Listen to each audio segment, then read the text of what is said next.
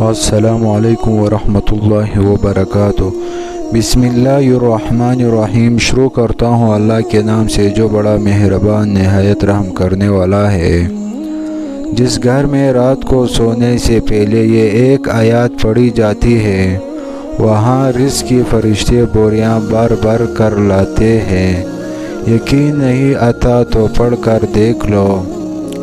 آج کا جو میرا وظیفہ ہے یہ وظیفہ جس گھر میں بھی کیا جاتا ہے، یعنی کہ جس گھر میں بھی رات کو سونے سے پہلے یہ سورت مبارک کی پڑھی جاتی ہے وہاں رزق کی فرشتے بوریاں بھر بھر کے لاتے ہیں۔ یقین نہیں آتا تو آپ لوگ پڑھ کر دیکھ لے، پھر ہی آپ کو اس وظیفے کی طاقت کا اندازہ ہوگا۔ قرآن پاک جو ہے یہ اتنی مبارک کتاب ہے، یہ اتنی پیاری کتاب ہے کہ قرآن پاک میں شفا کے نسخے بھی ہے۔ ہر طرح کی بیماری، چاہے کوئی بھی بیماری ہو تو اس کو قرآن پاک میں شفا کے نسخے بھی ہے، اور ہر طرح کی معاشی پریشانیوں کا شکار ہے۔ ایک پریشانی ختم ہوتی ہے تو دوسری شروع ہو جاتی ہے، تو قرآن پاک جو ہے اس میں ہر طرح کی معاشی پریشانیوں کا حل موجود ہے۔ اگر آپ کا دل چاہتا ہے کہ آپ لوگ اپنے اللہ سے باتیں کرو تو قرآن پاک کھول کر پڑھ لیا کرو۔ خوش قسمت ہوتے ہیں وہ لوگ، خوش قسمت ہوتے ہیں ان کے گھر جن گھروں میں قرآن پاک کی تلاوت ہوتی ہے، اور وہ لوگ ہر روز قرآن پاک پڑھتے ہیں۔ میں اپنے تمام ویورز کو، اپنے تمام سبسکرائبر کو کہنا چاہتا ہوں کہ بے شک ایک رکوع بھی روزانہ پڑھو، ایک آیات بھی روزانہ پڑھو، تو قرآن پاک کو روزانہ پڑھا کرو۔ یقین جانو زندگی گزارنے کے ایسے ایسے رہنما، ایسے پتہ لگے گا کہ آپ لوگ حیران رہ جاؤ گے۔ جو چیز آج اتنی 100 سالوں کے بعد بتا رہی ہے، آج سے کہیں 100 سال پہلے قرآن پاک میں اور چیز موجود ہے، تو پھر ہمیں زندگی اگر گزارنی ہے تو کیوں نہ اس طریقے سے گزارے۔ دنیا کی جتنی بھی بڑی بڑی کتابیں ہیں وہ اس کے مقابلے میں کچھ بھی نہیں ہے۔ قرآن پاک سب سے بہترین کتاب ہے اور ہر پہلو پر اس میں روشنی ڈالی گئی ہے۔ چاہے کوئی بندہ قرض میں ڈوب چکا ہے، قرض میں غرق ہو چکا ہے، اسے سمجھ نہیں آتی کہ اس کا قرض کس طرح ادا ہوگا، تو وہ بھی قرآن پاک کے سورت کوثر کو پڑھ لیا کرے۔ اس طرح کچھ اور سورتیں مبارک ہے، سورۃ الاخلاص، سورۃ الرحمن۔ کسی کو بری نظر لگ چکی ہے اور اس کے اثرات ظاہر ہونا شروع ہو گئی ہے، ہر کام میں رکاوٹیں آ گئی ہے، گھر میں پریشانیوں سے ڈھیر ڈال رکھے ہیں، تو وہ بھی سورۃ الفلق اور سورۃ الناس کو پڑھ لیا کرے۔ تو آج کا جو ہمارا وظیفہ ہے یہ بھی قرآن پاک کی ہے۔ یہ جو وظیفہ میں آپ کے ساتھ شیئر کرنے لگا ہوں، ایک سورت مبارک کا وظیفہ ہے، اس کو کر لینا۔ مالی حالات جتنی بھی خراب ہے، معاشی حالات جتنی بھی خراب ہے، اس وظیفے سے انشاءاللہ ہر طرح کا مسئلہ ختم ہو جائے گا، ہر طرح کی پریشانی ختم ہو جائے گی۔ آئے اب وظیفے کی جانب چلتے ہیں۔ کرنا آپ نے اس طرح سے ہے کہ سب سے پہلے وضو کر لینا ہے۔ یہ وظیفہ آپ مغرب کے بعد بھی کر سکتے ہیں اور عشاء کے بعد بھی کر سکتے ہیں۔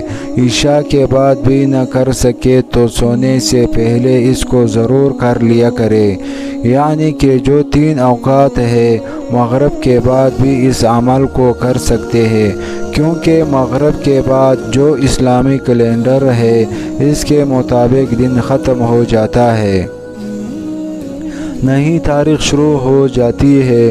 اسی طرح مغرب کے بعد اگر ہم اپنے کیلنڈر کو دیکھیں جنوری فروری والا تو بھی دن ختم ہو جاتا ہے، رات شروع ہو جاتی ہے۔ تو مغرب کے بعد اس وظیفے کو کر لے، یا عشاء کے بعد کر لے، یا سونے سے پہلے کر لے۔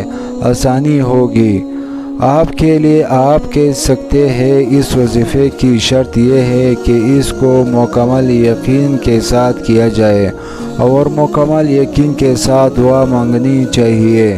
پھر آپ اس وظیفے کے اثرات دیکھے گا۔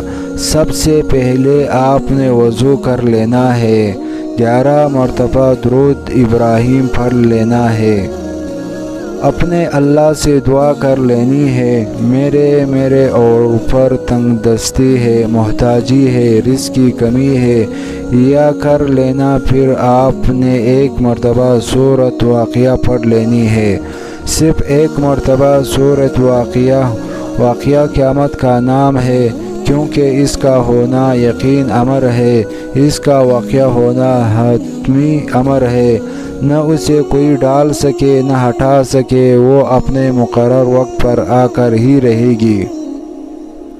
حضرت ابن مسعود رضی اللہ عنہ سے روایت ہے کہ رسول صلی اللہ علیہ وآلہ وسلم نے ارشاد فرمایا، جو شخص ہر شب میں سورۃ واقعہ پڑھتا ہے وہ کبھی بھی فاقے کی حالت کو نہیں پہنچتا۔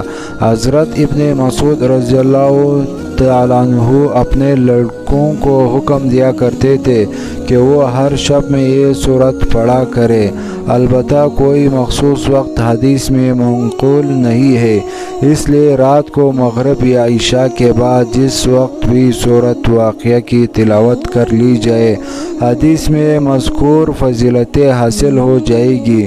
جب آپ 1 مرتبہ سورۃ واقعہ پڑھ لے تو پھر اپنے اللہ سے دعا کر لینی ہے، اللہ پاک آپ کے لیے رزق کے دروازے کھول دے گا، اللہ پاک آپ کو وہاں سے دے گا جس کا آپ نے سوچا نہیں ہوگا۔